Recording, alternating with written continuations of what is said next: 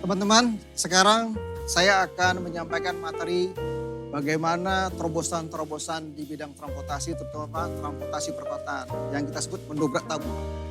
Kenapa mendobrak tabu? Karena memang ini tidak pernah dilakukan oleh pemerhati-pemerhati atau pelaku-pelaku transportasi sebelumnya. Makanya saya beri namakan pendobrak tabu. Artinya apa? Kita keluar dari kebiasaan yang ada. Nah, kalau kita lihat di Jabodetabek ini, pergerakan orang sangat luar biasa. Luar biasa sekali. Bahkan sekarang Jabodetabek ini sudah menyamai kota-kota besar dunia. Seperti New York, London, Tokyo. Kita sudah sama. Teman-teman bisa bayangkan enggak? 2 tahun yang lalu pergerakan orang di Jabodetabek ini hanya 40 juta pergerakan orang per hari.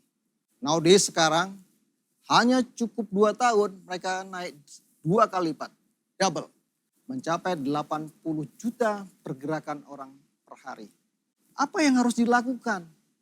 Apakah kita biarkan transportasi bermacet-macetan? Kita bayar tol di jalan tol hanya untuk bermacet-macetan. Kita harus keluar dengan terobosan-terobosan. Nah, oleh karena itu pemerintah sekarang sedang bekerja keras dan akan bekerja terus. Kenapa? Karena pertumbuhan pergerakan orang sangat eksponensial. Sementara pertumbuhan transportasi relatively flat, datar. Nah, oleh karena itu pemerintah harus bekerja keras untuk mengejar ketertinggalan ini.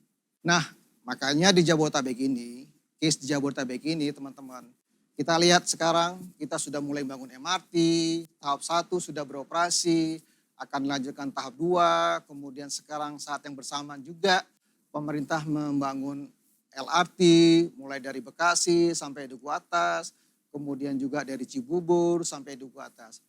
Tujuannya apa dah? Tujuannya adalah supaya orang shifting, ya, shifting dari pengguna mobil pribadi ke angkutan umum. Ini nggak gampang teman-teman. Kenapa? Karena mobil pribadi sudah cukup nyaman. Mobil pribadi sudah tidak ada yang lawan.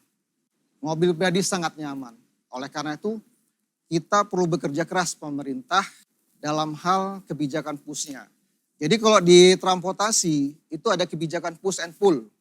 Nah mungkin adik-adik ada yang dari ekonomi mungkin ya. Nah ke ekonomi itu ada teori supply and demand. Kira-kira hampir sama. Pull yang di sini adalah pemerintah berusaha untuk menyediakan sarana dan prasarana transportasi. Bangun MRT, LRT. Tetapi apakah orang langsung pindah dari pengguna mobil pribadi ke angkutan umum? Mungkin pindah tapi nggak tahu kapan. Oleh karena itu perlu ada kebijakan push dari pemerintah. Supaya orang itu segera pindah dari pengguna mobil pribadi ke angkutan umum. Caranya apa? Kebijakan push sangat banyak. Di antaranya adalah kita sekarang menerapkan teori ganjil genap. Itu harapannya apa? Supaya orang pindah cepat. Kemudian nanti parkir di DKI dinaikkan katakanlah 10 kali lipat. Supaya orang kos transportasinya semakin tinggi kalau menggunakan mobil pribadi. Akhirnya memilih angkutan umum. Nah inilah yang harus dilakukan oleh pemerintah, kebijakan push dan pull. Tetapi yang paling penting adalah perlu ada political dari pemerintah. Ya kan? Kenapa political perlu jadi pemerintah? Karena sebagai kepala pemerintahan, kepala daerah harus punya keberpihakan terhadap kebijakan-kebijakan yang diambil. Kebijakan transportasi tidak ada yang populer. Semua orang merasa dirugikan. Nah oleh karena itu kita harus berusaha menerapkan kebijakan-kebijakan yang memang pemerintah sudah memperbaiki prasarananya. Contoh di Jalan Sudirman, pemerintah sudah menyiapkan MRT, sudah menyiapkan busway, nanti kemudian ada LRT. Sudah saatnya masyarakat berpindah dari pengguna mobil pribadi ke angkutan umum. Makanya Sudirman Tamrin diterapkan ganjil genap. Nanti setelah ganjil genap apalagi? Mungkin ada namanya ERP, Electronic Road Pricing. Nah inilah makanya political dari will dari pejabat atau kepala pemerintahan menjadi sangat penting. Nah, angkutan massal sekarang sudah mulai terbangun di Jabodetabek. Bahkan Jakarta, Jabodetabek sudah dipuji oleh negara-negara dunia kota-kota di dunia bahwa angkutan massal kita getting improve. Berproses untuk ke arah yang lebih baik. Nah, oleh karena itu saatnya kita sekarang mulai memikir aksesibilitas angkutan massal dari pusat-pusat kegiatan ekonomi kepada permukiman. Nah, pemerintah sudah menyiapkan bus-bus dari permukiman. Jadi tidak hanya dari terminal, tapi juga dari permukiman sudah kita siapkan, ya kan. Bahkan pemerintah sudah memikirkan feeder-feeder. Kalau kita turun dari MRT, terus kita lanjut mau naik apa? Ada yang naik mobil sendiri, karena mobilnya diparkir di Lebak Bulus. Tapi kalau tidak punya mobil, tentu disediakan angkutan umum yang lebih kecil, yang kita sebut dengan feeder.